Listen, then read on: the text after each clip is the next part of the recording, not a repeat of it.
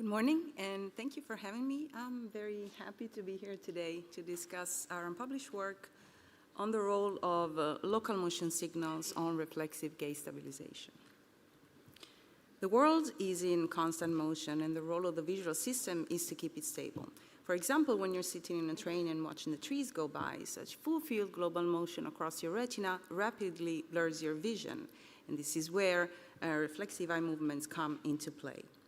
The optokinetic reflex, or OKR, is the automatic oculomotor response that stabilizes vision under these circumstances by driving the eyes in the direction of visual motion to prevent retinal blur. The OKR, the optokinetic reflex for the horizontal axis of motion, or HOKR, is driven by a small midbrain nucleus called the nucleus of the optic tract. Across species, or NOT. Across species, NOT receives direct retinal inputs and sits in a remarkably simple sensory motor loop, linking sensory inputs to eye movements in just a few synapses. Now, such seemingly simple reflex faces a computational challenge. The input cells to NOT are so-called local motion detectors. Suppose that these are three of them, free retinal ganglion cells, and here the mask represents the cell's receptive fields. Now, due to their small-scale receptive fields, these cells can effectively see and signal only the motion direction which is orthogonal to the moving object or pattern, thereby being able to represent only ambiguous information about real-world motion. This phenomenon is known as the aperture problem of optics, for which no unique solution exists.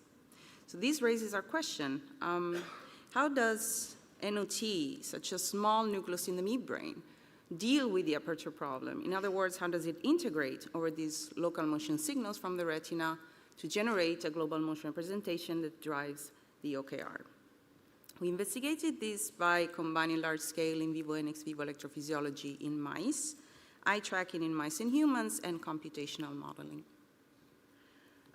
One quick word about the mouse NOT. The mouse NOT receives direct feed-forward input from a subpopulation of direction-selective retinal ganglion cells tuned to the temporal or forward direction of motion.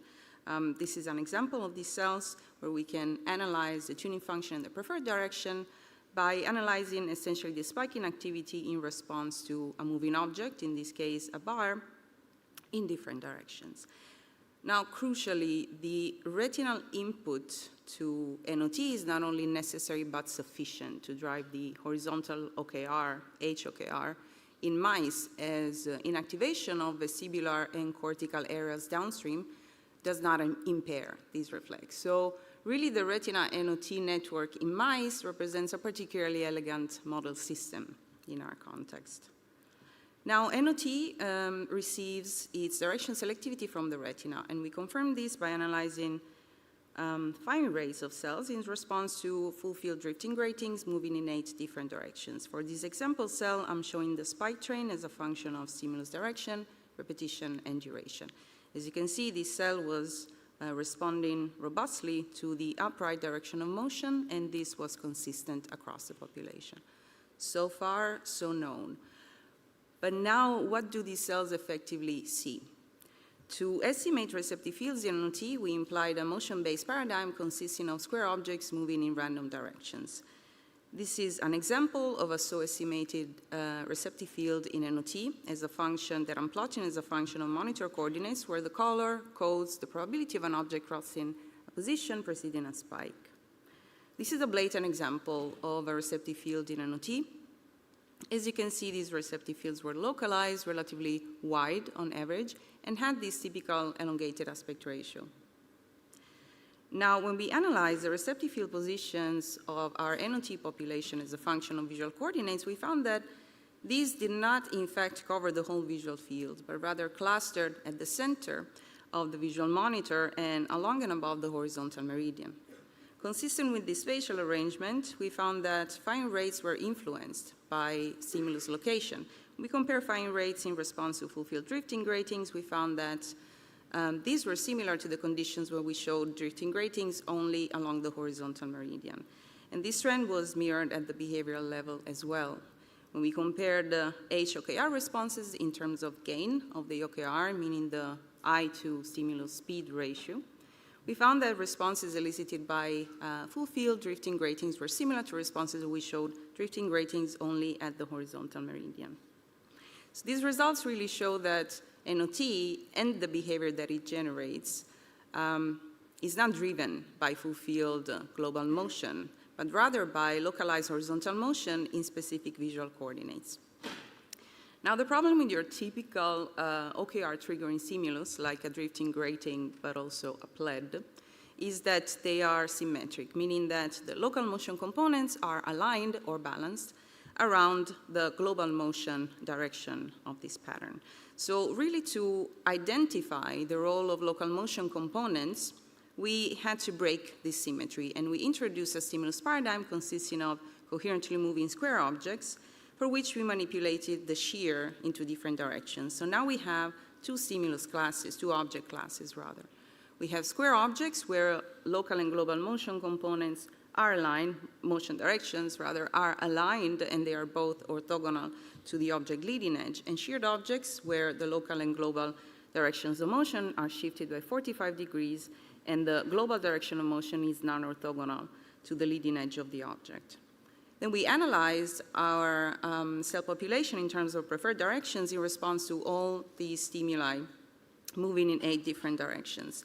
And we hypothesized that if NOT computes a global motion representation, it would encode the leading edge of the object, and we wouldn't find a difference in the preferred direction of the cells across stimulus conditions. If now NOT encodes the local motion component, which is non-orthogonal to the leading edge of the object, we should see a shift in the preferred direction of cells, which is consistent with those conditions where the leading edge of objects is aligned with the cell's preferred direction. For symmetric stimuli, we found the same preferred directions as before, but in response to sheared objects, we found a shift in preferred directions of our cells, suggesting that NOT is really biased by the local motion components. Now, the fact that NOT doesn't explicitly compute global motion representation had us wonder, well, how much of the NOT responses at the population level can be explained by a simple linear operation? So we modeled the input cells to NOT as local motion detectors responding to leading edges of objects, combining a receptive field and a tuning function whose parameters we identified from the literature and from our own experiments on retinal explants. And we combined these local motion detectors into 3 hexagonal grids, tiling the whole visual space, representing 3 cell classes. Direction selective cells with preferred direction similar to NOT, direction selective cells with opposite preferred direction, and non-direction selective cells. And now the NOT model cell performs a weighted linear sum over these local motion detectors. This is an example of a cell for which I'm showing the measured and estimated, model estimated firing rate as a function of one single 10-minute long presentation of squared objects. Here I'm showing you only 2 minutes for visibility. The model performance was quantified by the squared correlation within stimulus cross-validation. So for this cell, a simple linear model was able to explain 50% of the variance. At the population level, a large fraction of NOT responses could be accounted for this simple linear model. Now, the fact that NOT doesn't compute a global motion representation or doesn't solve the aperture problem doesn't mean that other areas downstream don't do it to support the OKR behavior. So we analyze behavioral responses. We analyzed horizontal OKR responses to square objects moving upright and square objects moving upwards. And we did not expect many horizontal OKR events to objects moving upwards, and this was in fact the case. But now, when we compared right-sheared objects moving upwards, basically combining both of these directions of motion, we found that the responses to these objects were more similar to square objects moving upright than they were to square objects moving upwards. This shows that even the behavioral responses are driven by the local motion components, and also that some stimuli, some objects moving upwards, can produce horizontal motion, horizontal eye movements. So when we compared HOKR responses to excuse me, the two sheared objects, the objects sheared in the two different directions, we found gain distributions of opposite sign. This strongly suggested that these sheared objects moving upwards were eliciting horizontal eye movements. And we confirmed this by analyzing the orientation of eye movements during these OKR events. And we found that, in fact, sheared objects moving upwards were eliciting horizontal eye movement in two opposite directions, depending on the shear. Now, for horizontally moving sheared objects moving rightwards, we found a similar shift, local motion-driven shift, but with a much smaller offset. And before I go into these results, one might ask, okay, this is all well, but isn't this just a mouse thing? It isn't. So we found a similar local motion-driven bias in the eye movement for humans when we tested their OKR responses to the same objects. So now these results really show that OKR responses are biased by local motion components, but also that the horizontal motion components dominate over the vertical ones. And to explain this, we compared two gain models, an isotropic gain model where the horizontal and vertical motion components are weighted equally to generate eye movements, and an isotropic gain model where the horizontal motion components outweigh the vertical ones.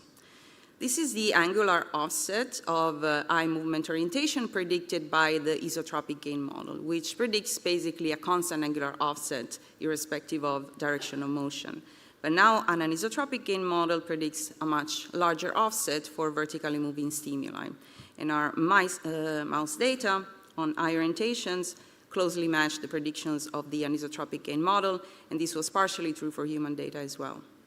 Taken together, our results suggest that the OKR system does not make use of a global motion representation, but rather takes local motion signals and transforms them into eye movements via an anisotropic weighting of the horizontal motion components, and this is really a conserved neural strategy at the basis of reflexive eye movements.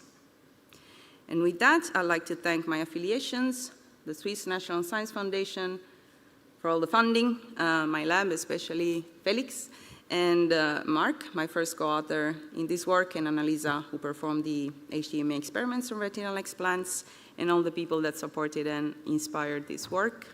And thank you for your attention, and I'll take questions.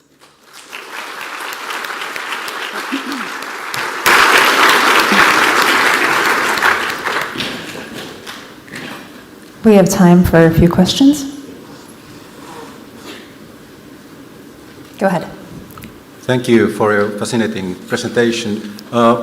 Primate and rodent retina is very different. So rodent has like double the number of ganglion cells types compared to primate. Do you think that the retinal mechanisms are still the same for the optokinetic reflex? Yes, we believe so, and this is supported by some recent findings of direction-selective retinal ganglion cells in primates.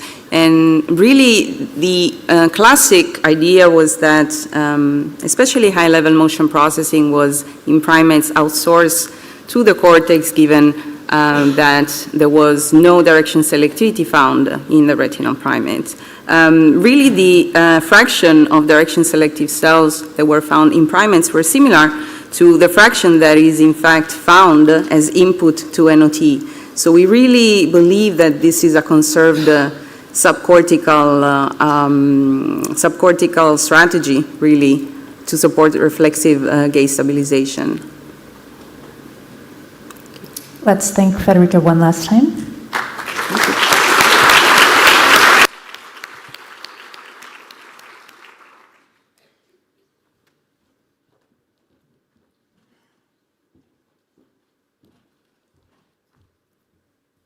And our next speaker is Anh Nguyen, a postdoctoral fellow from Champollion.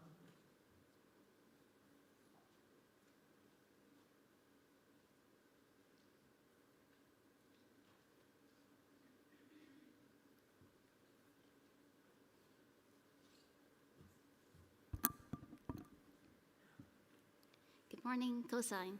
I hope you're all awake by now. It is my pleasure to present to you my PhD work, posterior improvements in accuracy during frequency discrimination. What are the behavioral consequences of errors? One can distinguish two broad classes of responses to errors. First, errors can result in learning. In general, under policy uncertainty, negative outcomes should lead to policy modifications. Alternatively, errors may signal insufficient allocation of resources to an already effective policy. In this situation, errors trigger cognitive control to arbitrate between established policies in order to improve future outcomes. Perceptual decision-making tasks are good examples of paradigms where errors should not lead to learning, as an agent who understands the task should expect frequent errors even under the optimal policy. Instead, errors might lead to adjustments in control. In this context, what kinds of behavioral adaptations are observed in response to errors? The most salient adaptation is an increase in reaction time, a phenomenon called post-error slowing. So if a subject makes an error in a particular trial, the reaction time in the next trial would tend to be longer. Post-error slowing is very consistently observed across a range of different tasks and species. Normatively, one would expect increases in reaction time in response to errors to be accompanied by improvements in accuracy. So making an error in the trial will make it more likely that the next trial was correct. However, the evidence regarding post-error increases in accuracy is conflicting, with multiple studies showing increases, decreases, or no changes in accuracy after errors across a range of different tasks. In this talk, I will present to you an investigation of the effect of errors on performance in a 2AFC auditory frequency discrimination task for head-fixed mice. So in our task, after an enforced period of no licking, mice are presented with a pure tone of 150 milliseconds. They could then report whether the sound frequency was higher or lower than a fixed threshold by licking from one of two spouts, after which outcome feedback will be delivered. With this behavioral paradigm, we have collected a large data set consisting more than 20 mice and almost 200,000 trials. Mice discriminate frequency reliably within roughly half an octave. Additionally, one can see there is quite a range of variability in performance across sessions, as shown in the histogram on the right, which will become relevant in our subsequent analysis. So we first assessed post-error slowing by computing outcome-dependent changes in reaction time. In this figure, each dot is the reaction time across all trials for a single mouse after a correct or an error trial. As you can see, we observed that mice were clearly slower after errors. However, performing the same analysis for accuracy revealed no clear difference for the average accuracy after a correct or an error trial. Interestingly, when we examined changes in performance after errors within sessions, a different picture emerged. So for instance, let's focus on a particular mouse where it has similar accuracy after correct and after error trials, on average. But if we plot the difference in accuracy depending on the outcome in a single session, accuracy is higher after errors. In fact, this was true of most sessions, so that if the difference in accuracy between corrects and errors was computed first within sessions, and then averaged across sessions, accuracy was larger after errors for this mouse. This result was consistent across the whole data set, as shown in this figure, where each row is one mouse. Yellow dots show difference in accuracy for each session, and purple dots show the average across sessions. The within session average is clearly positive, whereas the across trial average ignoring sessions, illustrated with the black dots, is not. What is the explanation for this discrepancy between computing the difference in accuracy locally or on aggregates? In this plot, you can see a schematic description for two different sessions. The overall probability of correct is larger in the first session, but in both sessions, there is an increase in this probability after a transition from correct to error. However, if one aggregate trials across sessions, the improvements after errors will be missed because the aggregate will contain more errors coming from the bad session where accuracy is overall smaller. We hypothesized that this statistical effect related to Simpson's paradox in statistics might have contributed to the conflicting results on post-error accuracy increases in the literature. In summary, mice display robust increases in both reaction time and accuracy after errors during frequency discrimination, but it is important to estimate the outcome dependence of discrimination accuracy locally within sessions. Having established the robust increase in accuracy after errors, we then looked at whether this effect depends on the current policy or strategy of each mouse. This is motivated by the fact that performance of the mice doesn't just fluctuate across sessions, but also within session, as shown here, the rolling average of an example session showing the success rate and bias of an animal. We examined within session changes in behavioral policy using the GOM measurement framework introduced by Ashwood et al. For the GOMs, we predicted a response towards the higher low frequency spout, using as predictors the frequency of the auditory stimulus and the choice in the previous trial. A three-stage GOM measurement provided a simple interpretable description of our data. As you can see here, the 3 states correspond to a well-performing state with smaller bias and higher sensitivity to stimulus, and 2 bias states where mice tend to respond high or low. So within each of these 3 states, we considered 2 possible sources of accuracy improvement after errors. First, it could be that after errors, mice are more attentive or engaged in the task. In this account, the stimulus has more control over the behavior after an error. Alternatively, it could be that mice are more accurate after errors because they engage less in stimulus-independent policies that degrade performance. In our case, repeating their previous choice. Such outcome-dependent reduction in sequential dependencies has been previously described in rats and will also lead to an increase in accuracy after errors. These 2 sources of improvements can be identified as an interaction terms in the GOM. The first one as an interaction between a previous error and stimulus predictors, and the second one as an interaction between previous errors and previous choice. To run this analysis, we first fit the GOM measurement to identify the epochs corresponding to each behavioral state. To increase power of our inferences, we restricted the analysis to epochs where the most probable state had a posterior probability higher than 0.8, and with a duration longer than 10 trials. Then we run the more complex generalized linear mixed models on trials belonging to each of the 3 states separately and on aggregate data. I will then focus here on the 2 interaction terms I just described. The GOM weight measuring the interaction between the previous error and the stimulus was significant and positive when considering all trials regardless of state, and also when looking at each state separately. This means that across states, mice relied more heavily on the stimulus when making choices after errors. The GOM weight measuring the interaction between the previous error and previous choice was 0 when considering all trials together.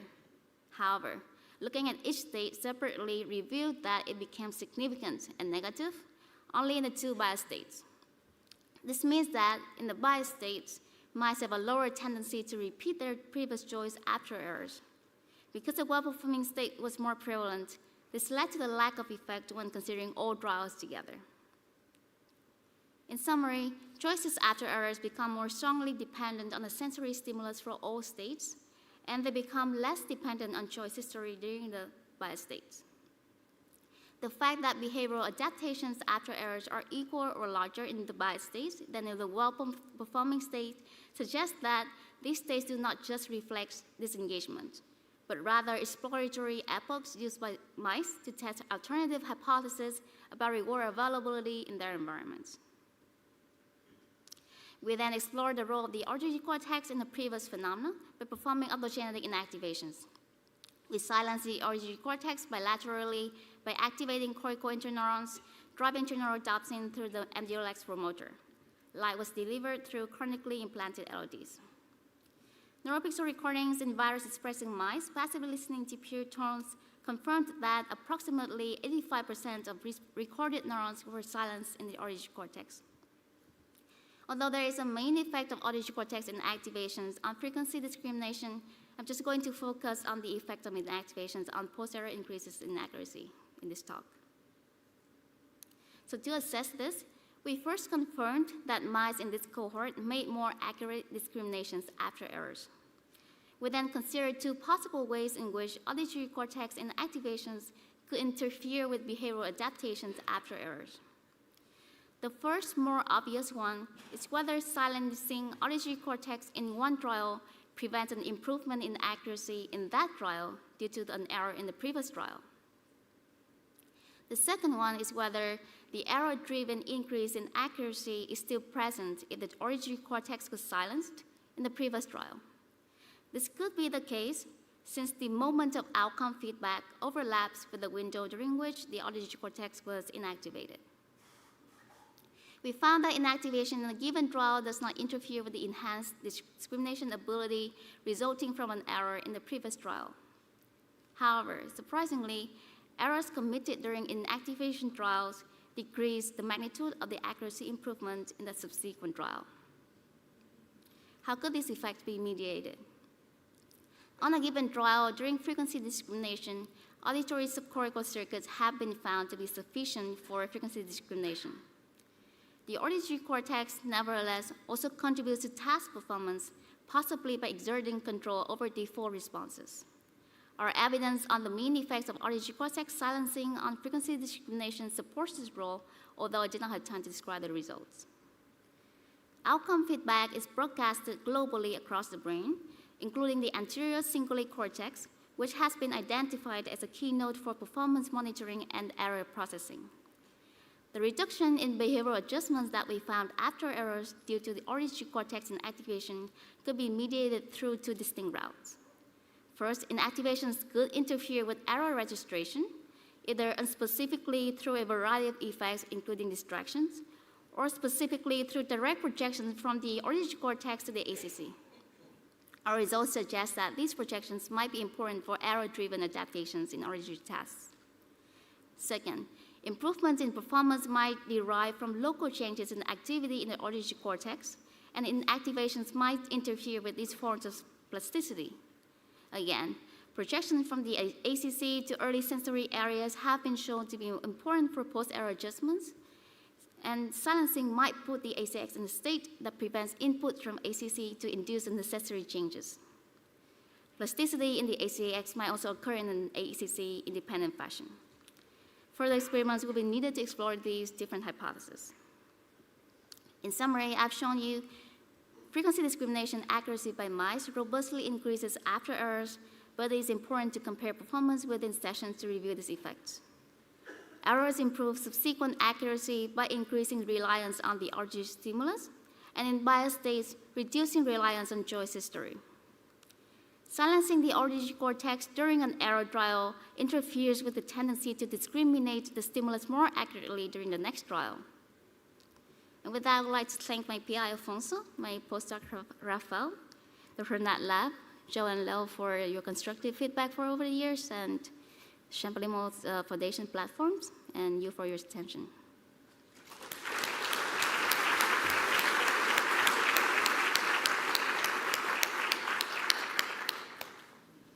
Thank you. We have time for one question.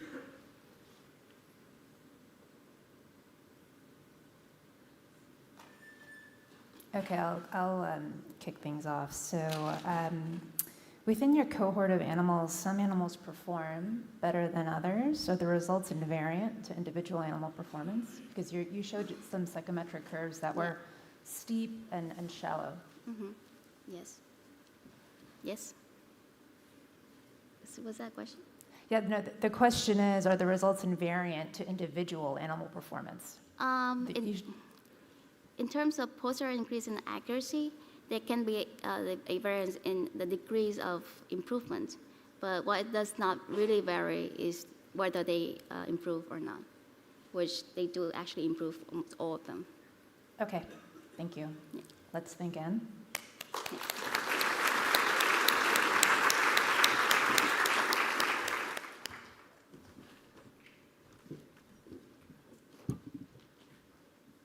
Okay, our final speaker is Giuseppe De Alteris, a PhD student from King's College, London. Hello.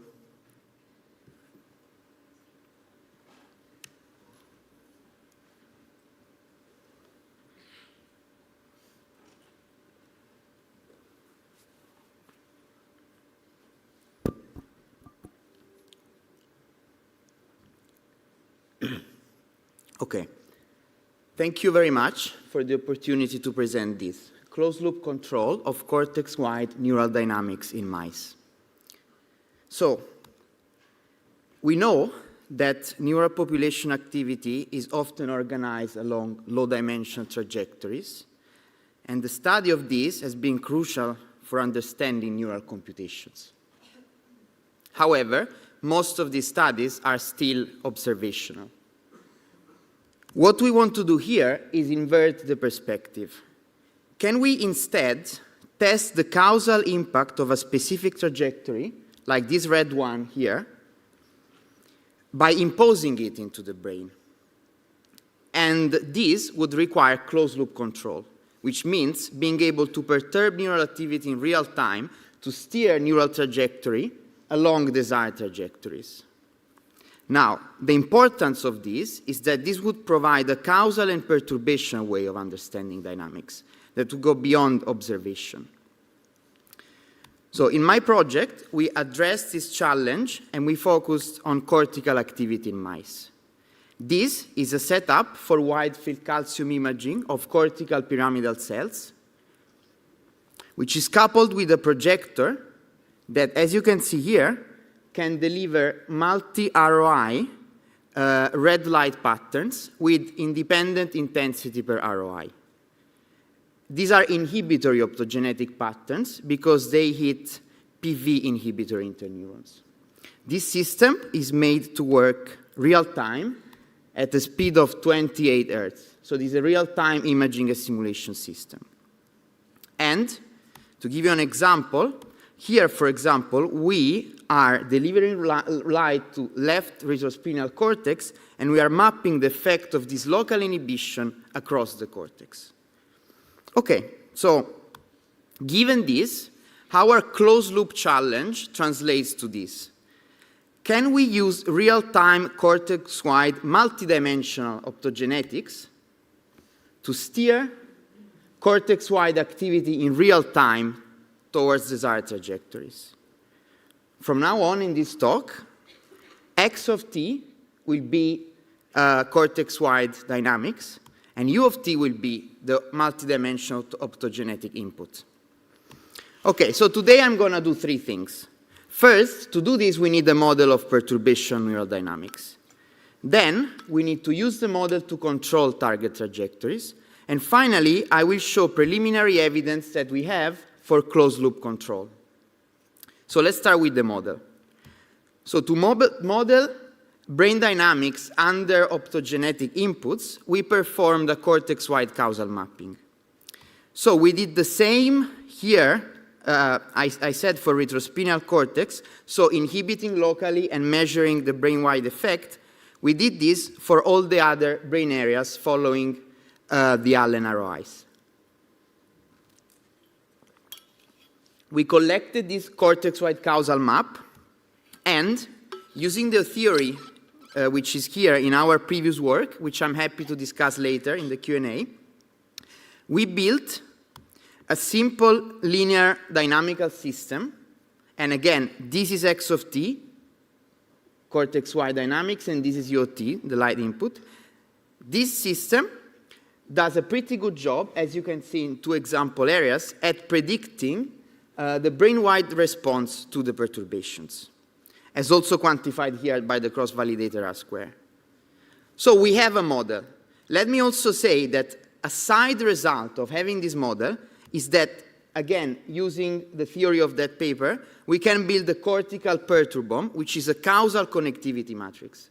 So it is completely different from correlation-based connectivity, so Pearson correlation, which is not surprise that correlation is different from causation. However, here we are providing empirical evidence that they are mediated through different pathways. Okay, so we have a model. Now we need to use the model to control target trajectories. What do I mean by this? As you know, the goal is to steer neural dynamics. So for example, we want to go to the point x0, this one, to x desired, this one. And we have a model. So the question is, how do we use U, the input, to go from x0 to x desired? Or, more difficult question, how do we use it to go from x0 to capital X desired? A collection of points, which is a trajectory. Now, again, happy to discuss later in the Q&A. Control theory offers a solution, which is this one, that for any target trajectory finds the U, the optimal U, that minimizes the distance between actual and target trajectory. So if this is the case, an obvious question could be, can we really control any trajectory? And of course the answer is no. Every physical system has preferred directions of controllability, as in this example here. And the tool to do this is the controllability Gramian. The eigenvectors of the Gramian are the directions of controllability. The eigenvalues tell you how controllable these directions are. We did the Gramian on the model informed by the cortex-wide causal mapping, and we found that the mouse cortex is dominated by a small subset of leading eigenvectors with high eigenvalues. So these subsets are the directions of maximal controllability. It's maximally easy to move cortex-wide dynamics in these directions, which is why we gave this a name. We called the space spanned by these vectors the controllable manifold of the cortex. Indeed, in this simulation, this simulated data, we try to control this blue ellipsoid, which lies in the manifold. And as you can see, you have great performance at achieving it. Instead, if you try to control an ellipsoid which is off manifold, you can't. Now, from now on, all these trajectories will be projections of brain-wide activity into the eigenvectors of the Gramian. This is called GCA, as also in this recent paper. Okay, so we found, theoretically, a controllable manifold. And we have a way to steer dynamics there. So the obvious next question is validate this experimentally. Does it work? Which is what we do here. Bear in mind that this is still open loop control. There's no cable here doing real time. We are just pre-computing the light patterns under the linear model and delivering them to the cortex. And this is the result. So here, this is the desired trajectory in the Gramian space. This is a 2D projection on second and third eigenvector, applied light, target, and actual trajectory. And we can do this. We want basically the blue dot to follow the ellipsoid. Okay. If we compare this performance with trying to control an ellipsoid outside the Gramian manifold, so the controllable manifold, this is the performance. As also quantified here, what we can say is that indeed our manifold that we computed theoretically does work in practice.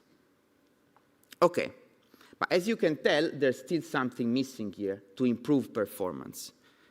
And this, of course, is closed loop. So let me show some very recent results we have for this. So here we close the loop,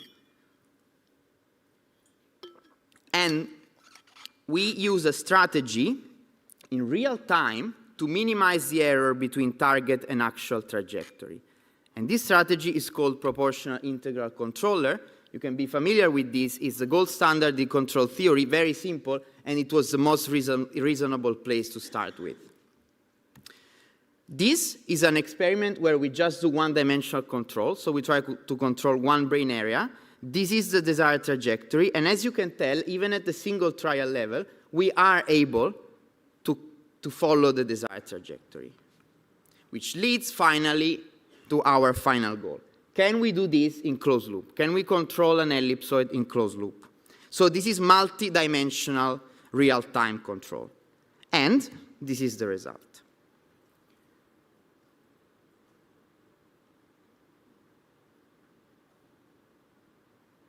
As you can also tell from these single trials, we have preliminary evidence that this framework, let's call it cloptogenetics, closed-loop optogenetics, works. So what did we do today? We did modeling, planning, and control. We found a model we plan trajectory in the controllable manifold, and we have a proof of principle for closed-loop control. Let me finish by saying an important point. Translating this control theory to neural dynamics is not only an engineering challenge, it is a causal way for understanding dynamics. For example, we can ask questions like, rather than observing a trajectory associated to a behavior, we can impose a trajectory and see if it triggers a behavior. For example, as a mouse is performing a task, which is also the future goal number 1 of this project. And the future goal number 2 is translate this framework to single-cell level, as in the lab we have a system for two-photon simulation and imaging. With this, I want to thank you very much for your attention. I want to say thank you to Khan Lab and to my supervisors, Adil, Sadra, Paul, and Fet. And very final note, if you happen to know Italian, please read my novel. It's recently published. It's a sci-fi novel about neuroscience, academia, and unethical grants. But most importantly, it's about how it feels to do science, how hard, competitive, frustrating, unfair sometimes it is, but also it is very beautiful. And let me finally say a thing to my friend here, my friend ChatGPT. You, ChatGPT, you know a lot of things, but you don't know how it feels to do science. You can do a lot of things, but you cannot do this. Thank you very much.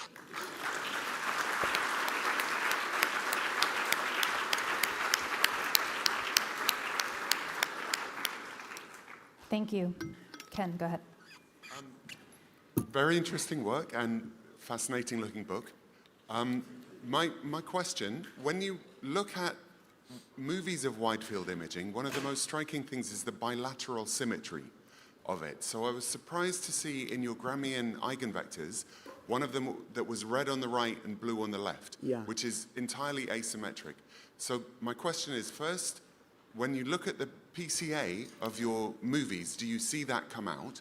If you don't, then what is it telling you about the controllability of the asymmetry? It's like the asymmetry isn't natural, but you can induce it with stimulation.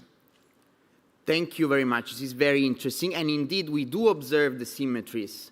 And if we do a PCA, so let's say if instead of taking the eigenvectors of the Gramian, we take the eigenvector of connectivity, we do see the symmetry you are referring to. And I mean, indeed, we think that, as I said, causality is different from observation. So apparently we are doing things, we are triggering things that are not the same things you see when you only observe.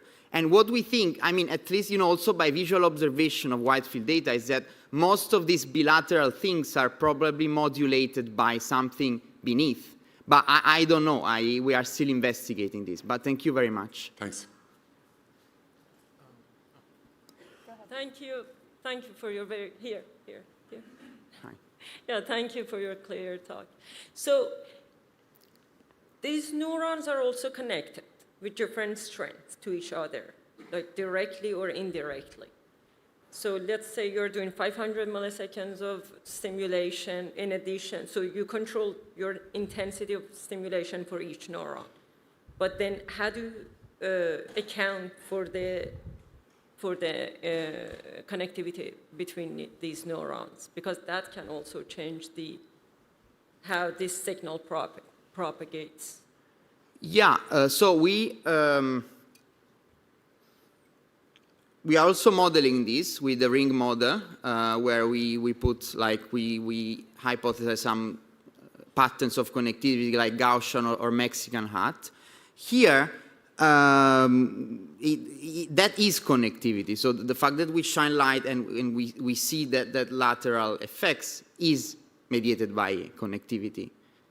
I'm not sure I understood the question.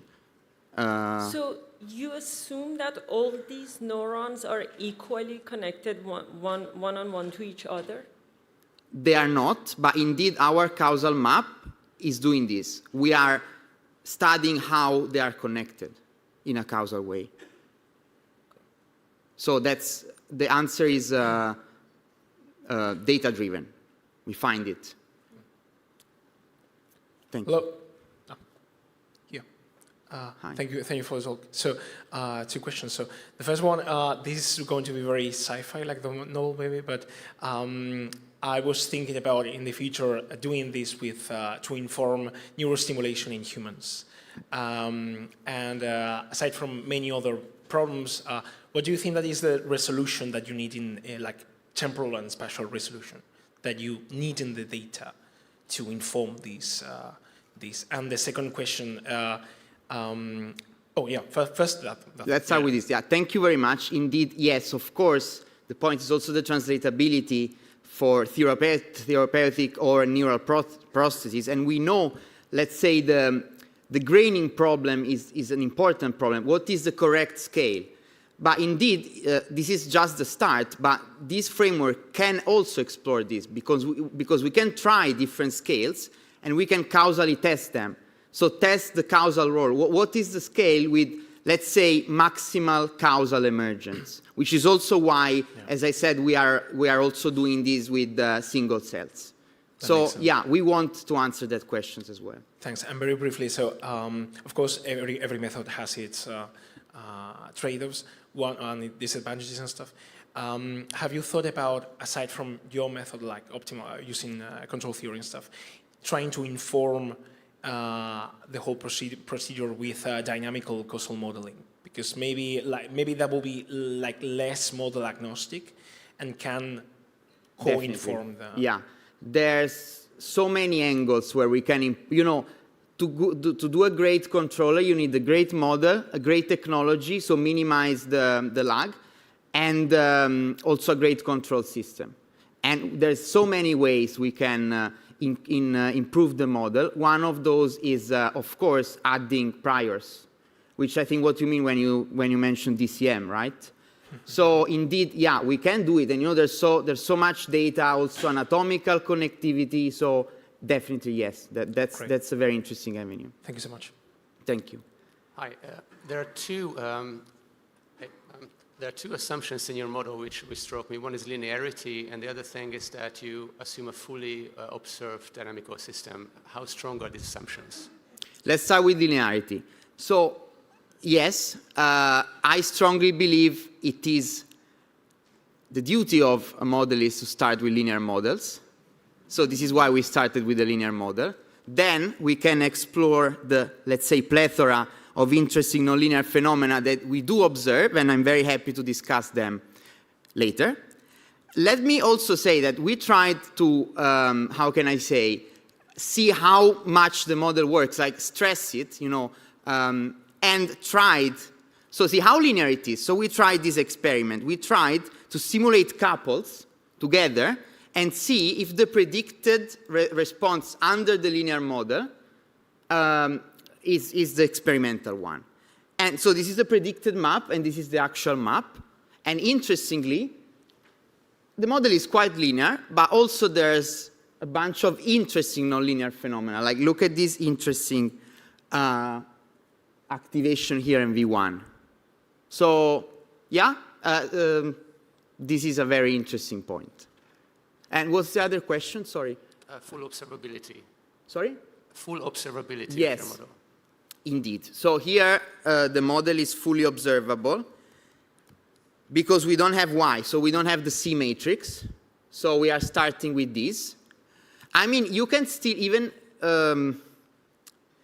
if you don't have C, you can still compute the controllability, the observability matrix and do things. But for now, we just started with this. However, we are doing this theoretical work with the ring model I was mentioning before, where we relate the spectral properties of connectivity, of the connectivity shape, like a Gaussian or a Mexican hat. We relate it to how it affects the controllability and the observability Gramian, which, as you know, are dual. So when you do it in a simple model, you observe very, very interesting dualities and symmetries. Thank you. Okay, that's all we have time for. Let's thank all of our speakers.